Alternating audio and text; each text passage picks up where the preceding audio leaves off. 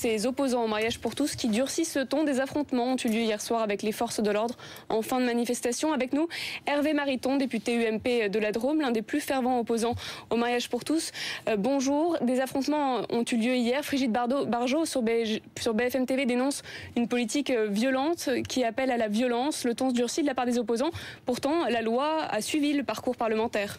Le gouvernement a fait le choix de mettre de la tension. Non, le parcours parlementaire n'est pas normalement suivi. La semaine dernière, la conférence des présidents a défini l'ordre du jour de l'Assemblée nationale et jusqu'à la dernière semaine du mois de mai, cet ordre du jour ne prévoyait pas le retour du texte sur le mariage et l'adoption par les couples de même sexe. Donc il y a clairement un coup de force du gouvernement qui précipite le calendrier d'au moins 6 semaines. Il y a un coup de force du gouvernement qui a demandé au Sénat une habilitation à prendre des ordonnances pour régir les termes du mariage et l'adoption pour tout ce qui va au-delà du Code civil. Régir une matière aussi sensible par voie d'ordonnance, c'est invraisemblable. Il y a eu aussi un coup de force procédural au Sénat où le président du Sénat a forcé le rythme en demandant un vote à main levée, ce qui pour un texte d'une telle importance et d'une telle solennité est aussi invraisemblable. Alors ceci dit, le vote n'avait pas été réclamé d'une autre manière par les différents groupes parlementaires. Une question, Hervé Mariton, votre regard sur les événements d'hier soir. On a vu ces affrontements, on a l'impression que le ton s'est aussi durci et beaucoup plus véhément de la part des organisateurs de cette manifestation pour tous. Quel regard portez-vous sur ces événements? Je pense qu'il faut rester strictement dans la légalité et le refus de toute violence. En même temps, je comprends que des personnes soient particulièrement tendues après le véritable coup d'État auquel le gouvernement et la majorité se sont livrés. Alors je veux aussi dire, quand j'écoute certains responsables socialistes dire mais il fallait accélérer parce qu'il y a des violences pour des raisons d'ordre public, stop.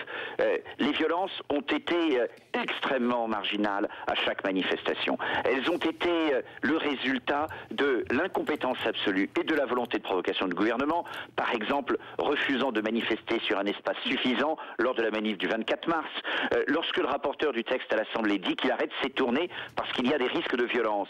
Mais c'est faux, archi faux. Il arrête tout simplement parce que de plus en plus de Français viennent dans ces réunions dire qu'ils ne sont pas d'accord avec ce projet. Mais ma foi, quand on fait des réunions publiques, quand on est dans un débat public, il faut accepter ce qui se passe actuellement. C'est qu'un nombre croissant de Français disent leur hostilité à ce texte. Les sondages le démontrent. La majorité des Français est défavorable à l'adoption. La faveur au texte sur le mariage devient de plus en plus fine. Les Français viennent de faire le lien entre le mariage et l'adoption.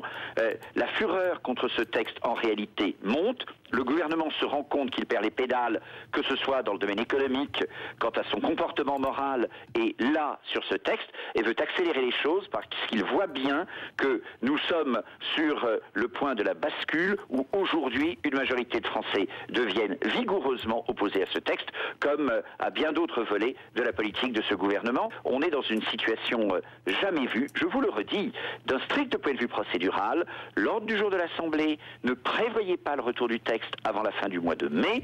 Un gouvernement qui sur un tel texte méprise à ce point le Parlement, cela devrait alerter tous ceux qui nous regardent et nous écoutent.